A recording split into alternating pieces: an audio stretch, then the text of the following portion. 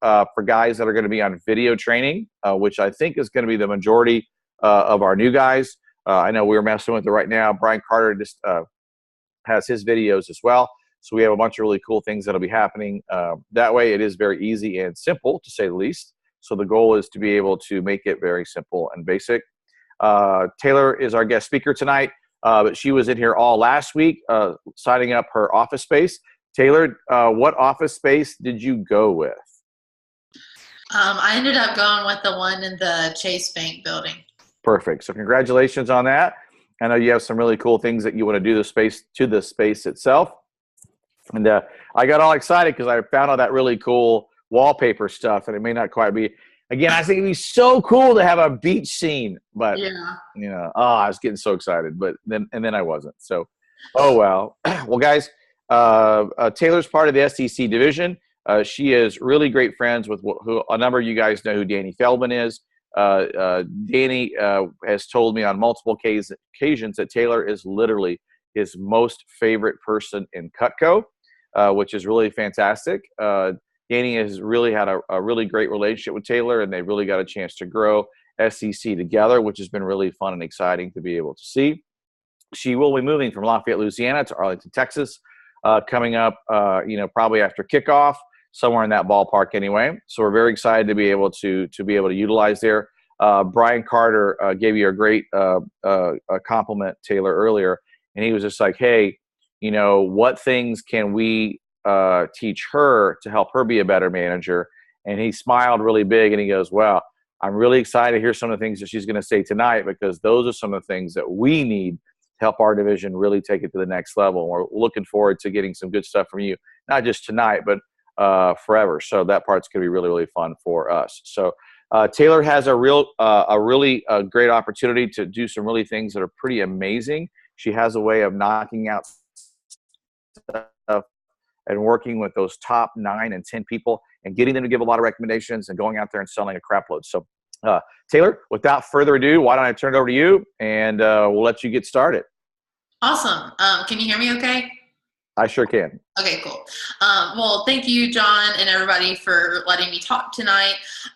Basically, John had asked for me to talk about how we recruit really high quality people, and that's definitely something that we have been doing for years in the SEC. So I'm definitely excited to share that with you guys. And one of the things that I always share with new managers and old managers before the summer starts is this example.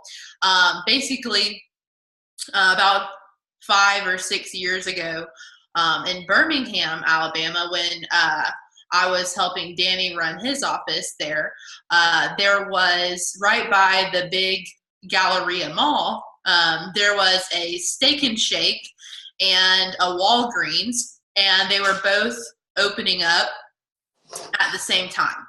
And the Walgreens, they basically, had some signage in the front.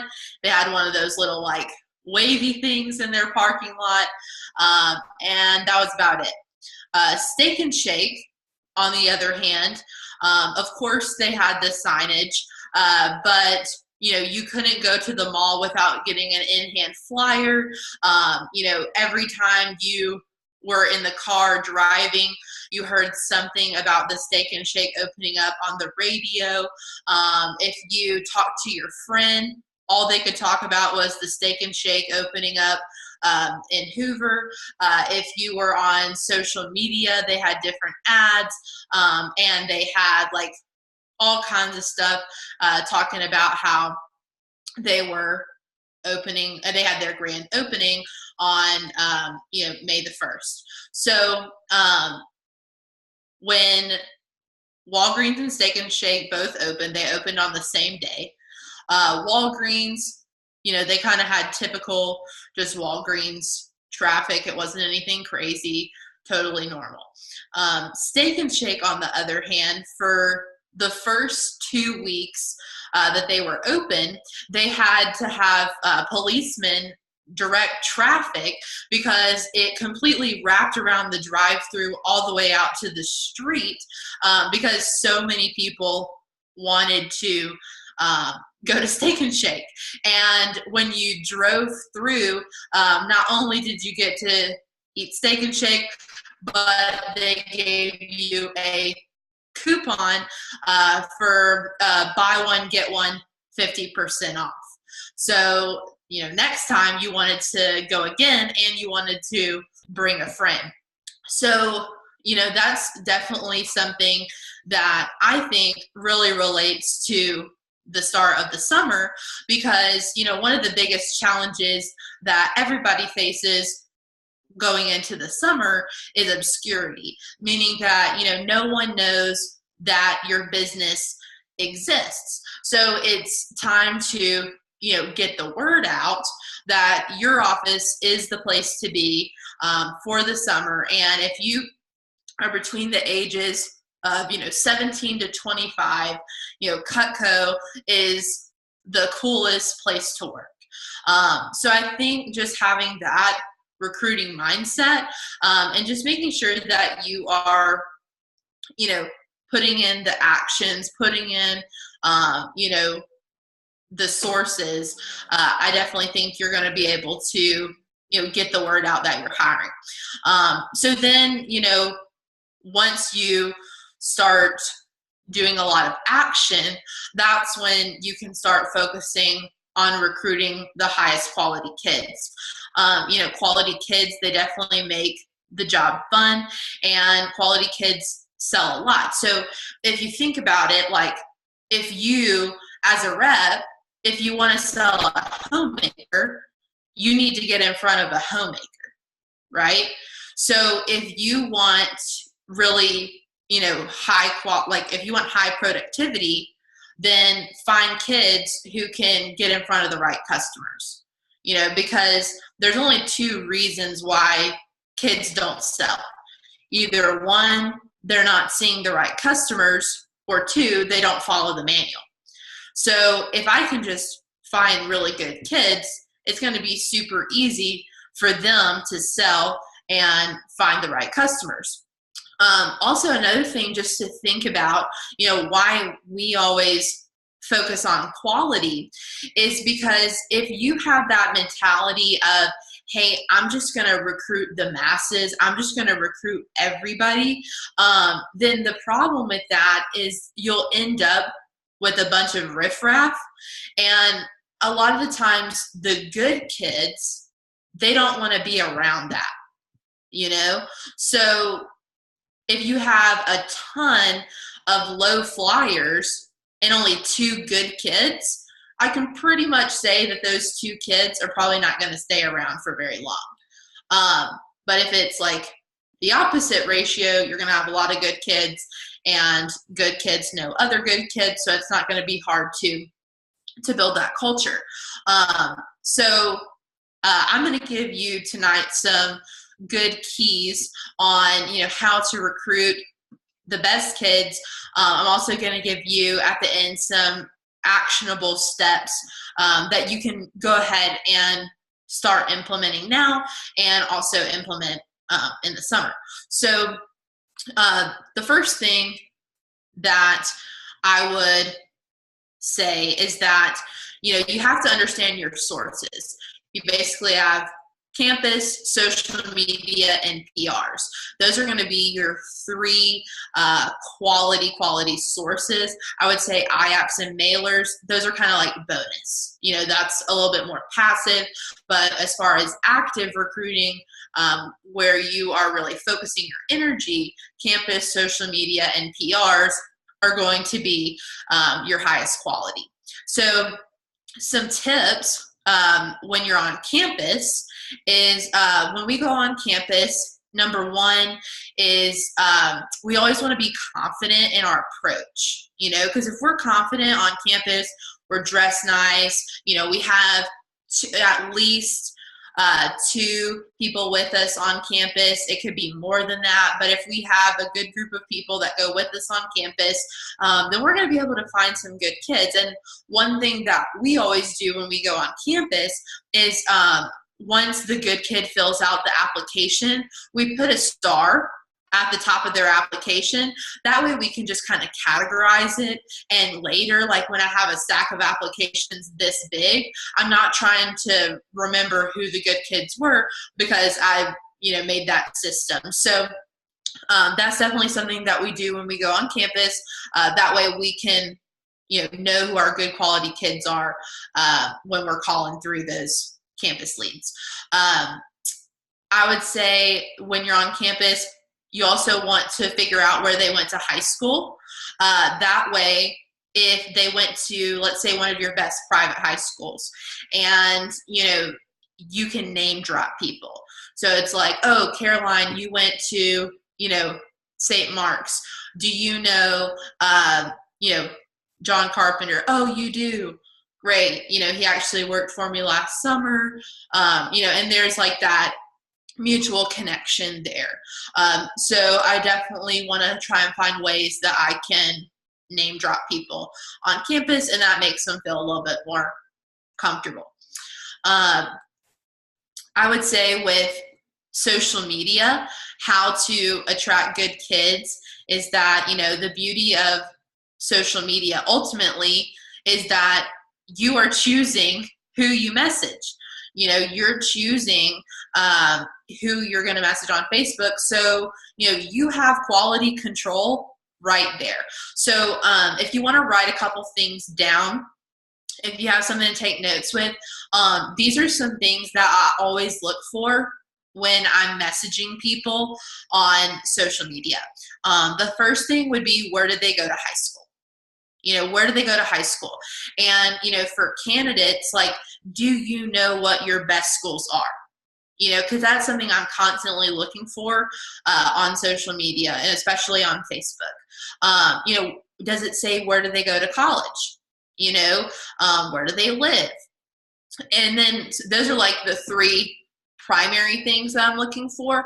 But then some things that I would consider bonus that, can really help you determine good quality.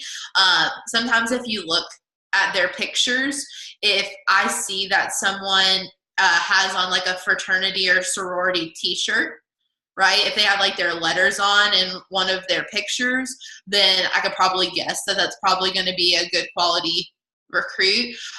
Maybe I'm looking at their profile and I see that they took a really cool vacation. Maybe they had a really cool senior trip, something like that. That could tell me that they're probably a high quality recruit. School websites and rosters, like on Max Preps, you guys should really, really look at those, because a lot of times on school websites, you can find information like who is the student council president, who is the football quarterback, who's the head cheerleader, who's in the National Honor Society, who's in DECA or FBLA, who's the prom queen, who's the student athlete of the month. A lot of times if you just do some research on your territory, then it's like, hey, those people that I just listed, those are people that I want on the team. So I would actively work to find those people on social media, and with technology, with the internet, like, you can definitely do that. If any of you are wanting to know anything about Instagram, you can message people on Instagram just like you can on Facebook, but you just need to know what you're looking for. So certain locations that I would search for on Instagram could be like my best high schools, or you can search for sororities or fraternities. And a lot of times the sororities and fraternities, they'll tag their members in the pictures on their Instagram. And then you can just go follow those people and send them the same message that you would on Facebook. So those would be my social media tips. PRs. So obviously PRs, those are always going to be probably your highest quality source, no doubt. So some things that you can focus on right now that'll help you get the high quality PRs in would be the following. So first, I would figure out who your assistant managers are, right?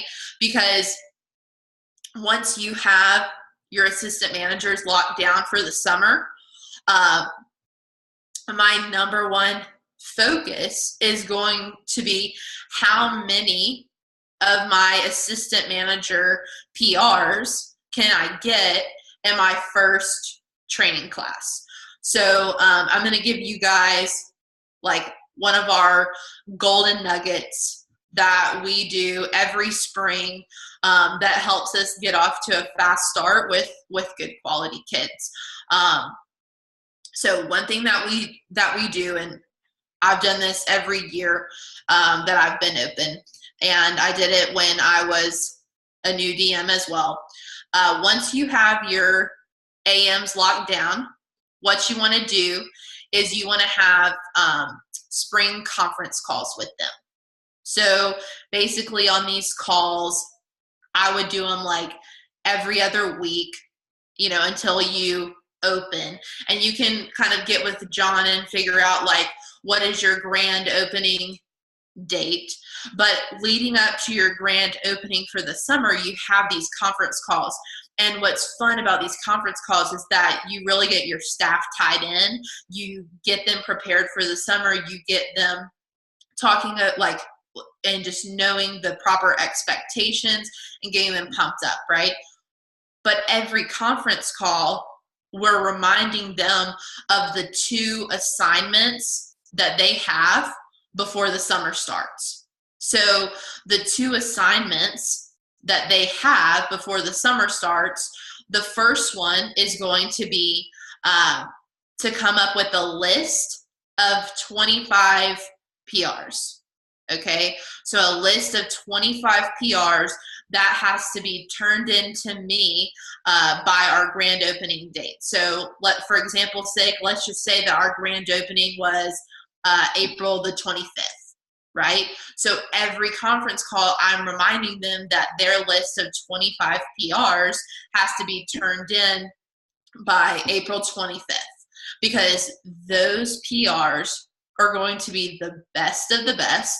Those PRs are going to be what builds my first training class. And I'm thinking to myself, like, how, if from each of my assistant managers, how could I have, 3 to 5 PRs in my very first training class, from this list, right? This is so helpful because obviously your assistant manager PRs are the best. I remember my very first summer, I finally locked down my assistant manager, Madison. The PR that she gave me was Caroline Munsell. Caroline Munsell ended up selling over $30,000 for the summer, right? And Caroline gave me Conrad, who also sold $30,000 there my first summer. So if it hadn't have been for my assistant manager's PRs, I don't know if I would have gotten those, 2 awesome kids. So that assignment is very important. The other assignment, just so you know, it's for them to personally have 100 names and numbers, like for them to call to personally sell, right? So those are their 2 main assignments that we really drill home. Another thing with PRs that you can do to attract high quality people, I know like receptionists are so old school and like the majority of the company like doesn't even have receptionists anymore. But one thing that you can do, especially if you're a new manager, going to a new territory, one thing that you can do is have one girl that she may only work 10 hours or less a week, and you may only even hire her for like May and June, right? But what the main goal of this receptionist is for, it's someone that's local and went to your best private high school. because if that person has connections, she's going to be able to get you a couple PRs, right? So that's something that you can definitely do. And then obviously the third thing for PRs would be acceptance criteria PRs. Obviously have your approach down word for word, and make sure that when you're first starting out, you're really zoning in on those acceptance criteria PRs, because that's what's going to help you really get it going in your first few weeks open.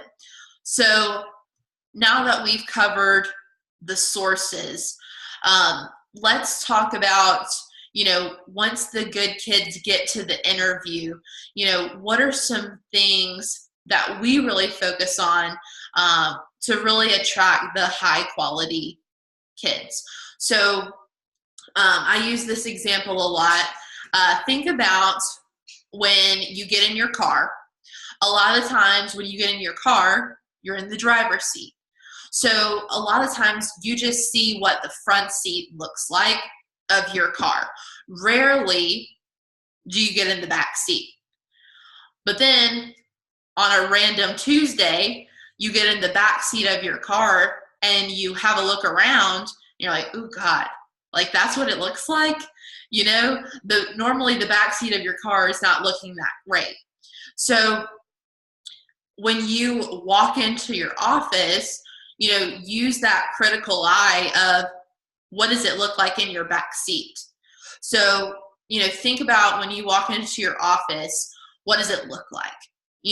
Do you have stuff framed, or is it just like thumbtacked to the wall, right? Thumbtacks look sketchy. You can buy, dollar frames at the dollar store, and that looks a bazillion times nicer. Taylor, a lot of you can hear us. We lost you in mid speech. Oh, can you hear me? Or what was the last thing you heard? Okay, that's a good question. You said you're talking about frames in your office. I heard you. Okay, so okay. Frames. Like, do you have thumbtacks on the wall, or do you have frame stuff? Are there boxes everywhere because you just had like a literature shipment come in, or have you like organized the stuff so it's not just like boxes everywhere when someone walks in? Do you have the chairs lined up nicely, or are they just like, a mess all over the room? Those are things that, good kids notice. Good kids notice the little things. One thing that we always do when we have like an interview or something going on, whenever we're going to have people in the office, we always have music on in the background. Now it's not a bunch of rap where it is like cuss words and all, like none of that. Something that we typically stick to is kind of like classic rock, or something that's just, everybody's going to kind of like. So you don't want anything like playing that's controversial. Sometimes we'll play Dave Matthews because it's just pretty upbeat and just easygoing. So, I would always have music on.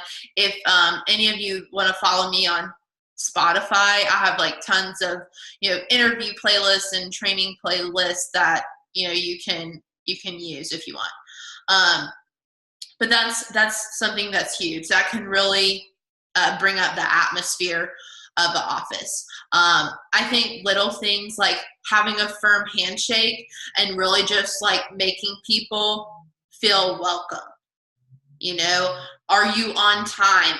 You want to make sure that you're early to your office. Like, you don't want to just be getting there when the recruit's getting there. Like, that's so unprofessional. You want to make sure that you're early. The applications are already on the clipboard. You're dressed right. Those are little things that go a long way. Once you're in the interview and you're attracting and you're talking to good kids, one thing that I would say is, building rapport is very important. When you are with your customers, as a rep, a lot of times you want to build a rapport with them so that they like you. And a lot of times you're building rapport so that you can say, me too, right? So when you're in the interview, get the good kids to like you. Find some common ground. Find something that you can say, me too. So I think building good rapport, because once the good kid likes you, now you're just telling them about the job and they're a lot more comfortable. So I think building rapport is important. Something that we say in the interview is that, we're picky and we're not going to hire everybody, but, we want the best of the best, right? And that's like a little push away that I think attracts good kids.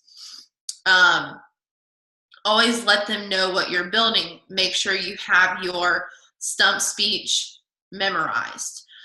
Some competitions that we do, I know John had asked, like, if we do any competitions to get good kids through the door or get people fired up early on. You guys have probably heard of this before, but one thing that we do is the $100 idea.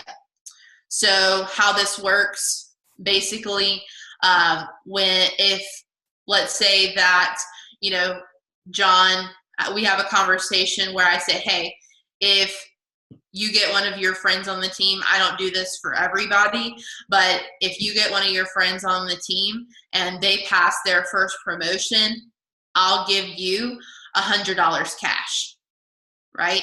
Now, I'm not doing this for everybody, but let me tell you why this is profitable. When someone passes their first promotion, you as the district manager are going to make $275. So if you give the rep $100 for that PR, it's profitable, but it's really not that PR that we care about. What we really care about is the next PR.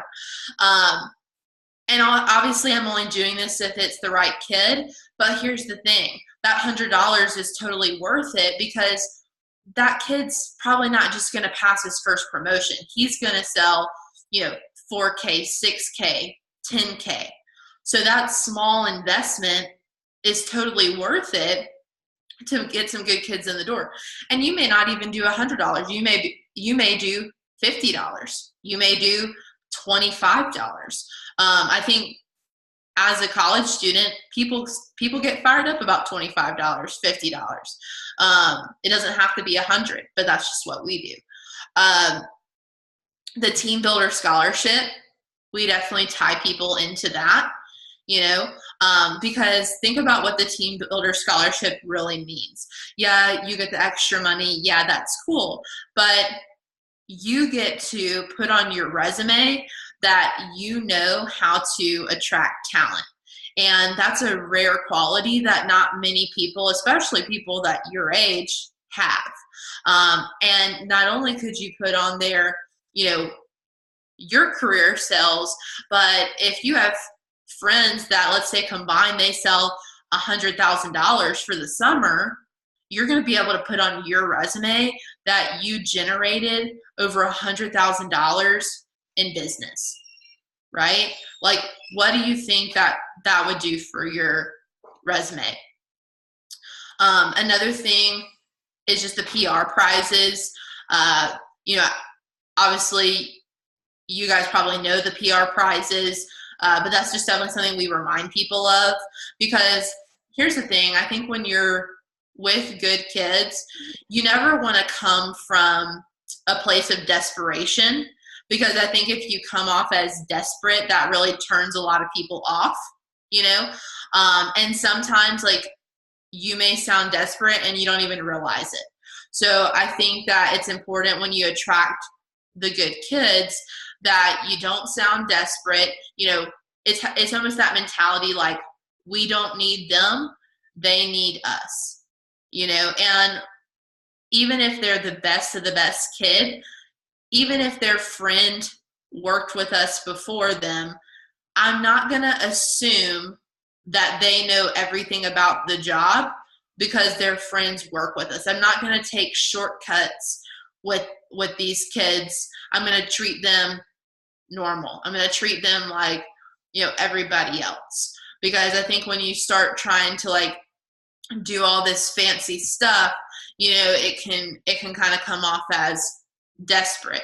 And, when you're talking about the PR prizes, it's not like I'm, begging them to give us PRs or anything. It's just like, hey, like, I want to help you win these prizes, so who can we get on the team? It's definitely coming from a place of confidence and let me help you, not a place of desperation. So just to wrap up here, some actionable steps that I think everybody can take immediately would be, number one, get your tables booked up. I've already gotten my best public school tables booked up, as well as my college tables booked up.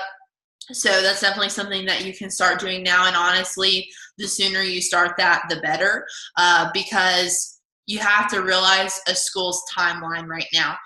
February is not as busy during the school year, but come, March, they start getting into spring break, and April and May, that's when they're going through, prom, exams, testing, all that kind of stuff. So high schools are a very busy place this time of year. And so the sooner you can schedule a meeting with your high schools or drop by your high schools to get your table dates, the better. So I definitely recommend that. The second actionable step would be get your AMs and start your spring conference calls. That way you can start telling them about those assignments. If you haven't gotten your lease signed, get your lease signed. And then a couple other things would just be, make sure you're on your social media. I would definitely suggest friending 50 people a day at a minimum. So friending 50 people a day, because, and if you don't know, I'm sure you guys know this, but you want to friend the person now. That way when you start messaging them, they're going to be more likely to see the message. Like if you're not friends with somebody and you just send them a Facebook message, the chances of them seeing it are slim to none. So friend people now. That way you have a lot of people to message when you open. Make sure your Facebook's cleaned up, your Instagram's cleaned up and ready to go. And then the last thing would be just make sure that you have your stump speech and your acceptance criteria sheet memorized. So that is all that I have for you guys. If anybody has any questions, go ahead. Great. Thank you very much, Taylor. We really appreciate it. Guys, any questions? I've been able to see your work from far, and now getting a chance to see your work up close. You guys are really doing a hell of a job. There's no question. I have a question. All right. It's more of like signing the lease part. Like, do we have I know Celeste said we might have a script for that, but like if anyone has a script for like talking to people, like especially for branches, I think that'd be really cool. We do have that. We will send that out. You're talking about for finding your office. Yep. Yeah. Yeah, and one thing that I would definitely suggest, so like when I went to Dallas all last week, one thing that was really helpful was in advance, I like just went online and found some realtors, and I had gotten some office spaces set up to tour. That way, like when we went, I didn't have all this extra time where I was just like scrounging for office space. If you talk to a realtor and just get like offices set up, then you can go see like a bunch in a row and you'll be like way more organized. Yeah, and especially for you guys that are branches, it's going to take a lot of work from the district manager and probably me as well, Nicole, trying to find that space that would, that will work. because we have to get a little bit lucky, you know, when it comes to that short-term lease. So cool. Well, Taylor, again, thank you very much. We really appreciate it. We're looking forward to everyone doing that. The mailers should be updated here shortly. If you haven't talked to your manager about your territory, make sure that you do that. I know you guys saw this earlier, but congratulations to Nicole. Over 400 people already scheduled. 400 people added already on your Facebook, which is very exciting. So that's going to give you a really great head start to this summer. I know you're excited about some really, really big goals. And again, the same philosophies that, you know, Taylor's talking about right now were some of the stuff similar to some of the stuff that Nicole did last summer to help get her summer going as well as it did. So we're looking forward to Taylor, you making that big impact in Texoma and us learning some good stuff from you guys as well. All right, guys. Well, that's it. Thank you very, very much for your Monday nights. Brian Carter will post you bet. Brian Carter will post, by the way, a link to the video on YouTube. Cool. All right, guys. Thank you very much. Peace.